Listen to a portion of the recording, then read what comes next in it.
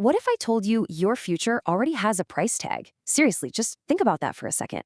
The exact life you're picturing in your head right now, the places you want to go, the things you want to achieve, it all has a cost. Welcome to this explainer on your future wealth journey, where we're going to map out exactly how to plan your financial life. Because honestly, the question isn't whether you're going to have financial goals. You will. The real question is whether you're planning for them today or just kind of crossing your fingers and hoping you'll figure it out later. So, I'm going to just drop this massive question right in your lap. How much will your future cost? It's a heavy question, I know.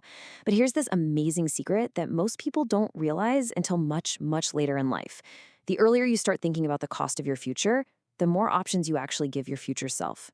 You're essentially buying yourself freedom. We're going to take those massive, sometimes totally overwhelming life goals and turn them into actual doable financial plans. To get there, here is our roadmap for today. Number 1, the cost of your future. 2, Stage 1, education. 3, Stage 2, housing. 4, Stage 3, retirement. 5, the 3-bucket strategy. And finally, number 6, your action plan. All right, Section 1, the cost of your future. Starting the journey. Look, when you're just starting out, looking at big life milestones and then looking at your current bank account can be incredibly stressful. The math just doesn't seem to add up. Take Maya's quote here. She says, "I'll start saving when I make more money." It's a completely understandable mindset. Honestly, I've been there myself. Maya works a part-time job, she has about $1,000 to her name, and she's dreaming of college, a house, and eventually retirement. A lot of people think financial planning only starts when you land some massive paycheck, but it doesn't. It starts the literal second you have a goal. So the absolutely crucial point here is understanding what a goal actually is in the financial world. A financial goal is a specific objective that requires financial resources to achieve. Notice the most important word in that sentence, specific. We aren't just saying, I want to save some money. That's a wish. A goal is saying, I want to save $10,000 to pay for my education within the next 4 years. It's exact. It has a definite target. And because it has a target, every single financial goal you ever set needs to answer 3 critical questions. Number 1, how much money do you need? Number 2, by when will you need it? And number 3, how are you going to get there? Like, what's your strategy? Amount, time, strategy. Literally write that down. This framework is going to be your absolute best friend. Every time you have a financial dream, just put it right through this 3-question filter. Moving right along to Section 2, Stage 1, education, planning for the near future. If you're a student looking at college or trade school, this might seem like a giant mountain right now, but I promise you, it's really just a series of steps you can realistically plan for. The tricky thing with education is that tuition is basically just the cover charge. You have to factor in books, housing, transit, the laptop you'll need, and yes, the absolutely essential late-night pizza budget. So here is your very first big money move. Estimate that total expected cost upfront before you decide how much you actually need to save or borrow. Whether you use savings, scholarships, grants, or loans, each of these has completely different financial consequences down the road. Now, because education is usually a near-term goal, maybe you need this cash in just a year or 2. You have a shorter time horizon. And a shorter time horizon simply means you have significantly less time to recover from any financial losses. If you take big risks with your tuition money and the market suddenly drops, you don't have 5 years to just wait for it to bounce back. For near-term goals, protecting your money is the absolute number 1 priority. Section 3, Stage 2, housing, building towards ownership.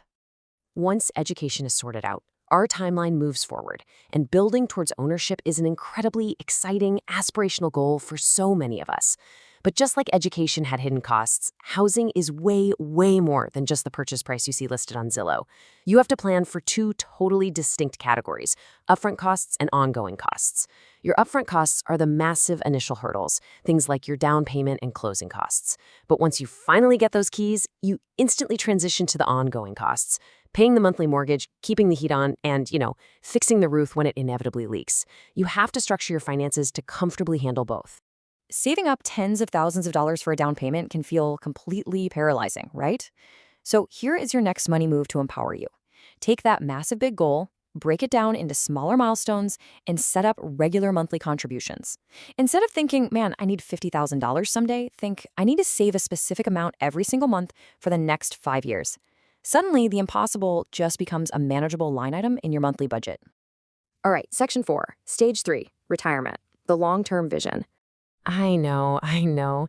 If you're 20 years old right now, retirement feels like a completely different universe. Why even think about it?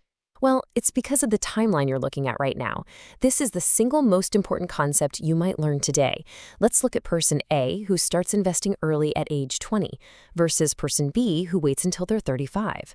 When money is invested and earns returns, those returns generate their own additional returns over time. This is the absolute magic of compounding. Because person A gave their money 15 extra years to compound, they have a massive, almost unbeatable advantage by age 65, even if they actually contributed way less out of pocket than person B. Starting early is literally your ultimate superpower. And this highlights the absolute crucial difference between saving and investing. Saving is for emergencies. It's for near-term goals like tuition or a sudden car repair, money you need soon and absolutely cannot afford to lose. Investing, on the other hand, is for your longer-term goals like retirement or building generational wealth. With investing, you have the luxury of time, which means you have time to recover from the natural ups and downs of the market. Your choice between the two entirely depends on your time horizon and your risk tolerance. Section 5, the 3-bucket strategy, organizing your financial timeline. So how in the world do we keep all of this straight? Education, a house, retirement, saving versus investing. To bring it all together, you should never treat every single dollar you have exactly the same. You want to divide your money into 3 buckets. Bucket 1 is your now money, cash you need soon for daily life and emergencies. Bucket 2 is your soon money for medium-term goals like that house down payment. And bucket 3 is your later money, your long-term goals like retirement. Money meant for tomorrow has a completely different job and requires a totally different strategy than money meant for decades from now. Let's test this out with a quick scenario. Meet Jordan. Jordan is 20 and has 3 big goals: education in 2 years, a home in 10 years, and retirement in 45 years. Should Jordan treat all this money exactly the same? Absolutely not. The 2-year education money goes straight into the now bucket. It stays safe in savings. The 10-year home money goes in the soon bucket, maybe a smart mix of safe savings and conservative investments. And that 45-year retirement money? That goes in the later bucket, invested for maximum compounding growth, because Jordan has plenty of time to ride out any market fluctuations. If you happen to be studying this formally, here's a core academic secret for you. When analyzing any financial decision, always pay attention to the goal's time horizon. The timeline dictates everything. It dictates the amount of risk you can take and the specific financial tools you should be using. Lock that concept into your memory right now. And finally, Section 6, your action plan, putting it all into practice. All right, we've covered the concepts, we looked at the timeline. Now it is time to get energized about actually taking control of your future. Here is your simple 3-step practical framework for whenever you set a new financial milestone. Step 1, define the goal. What exactly are you aiming for? Step 2, calculate the target. Answer our favorite questions. How much do you need and by when? And step 3, match the strategy. Put that goal into the correct bucket and choose a saving or investing approach that fits your specific time horizon. Define, calculate, match. But as you start executing this plan, I really want to warn you about 3 major mistakes you need to watch out for. First, saving without a goal. If you don't know what the money is actually for, you won't know how much you need. Second, ignoring time horizons. Please do not put next semester's tuition into the stock market. And third, assuming investments always go up. They don't. Investments involve risk, returns are definitely not guaranteed, and past performance never guarantees future results. Stay smart and stay grounded. Your future self is gonna need money. The dreams you have right now, they are entirely possible, but they require a plan. So here is my final piece of encouragement for you today. Don't just dream about your future. Finance it. Take the steps today, no matter how small they might seem, to give your future self the options and the absolute freedom you deserve. And I want to leave you with a provocative thought to kickstart your journey today. Here is your financial challenge. If you could choose just one financial goal to start actively preparing for right now, today, which would it be? Education, a home, or retirement? Think about your timeline, figure out your bucket, and start matching your strategy. Thanks so much for joining me on this explainer. Now get out there and start planning for your incredible future.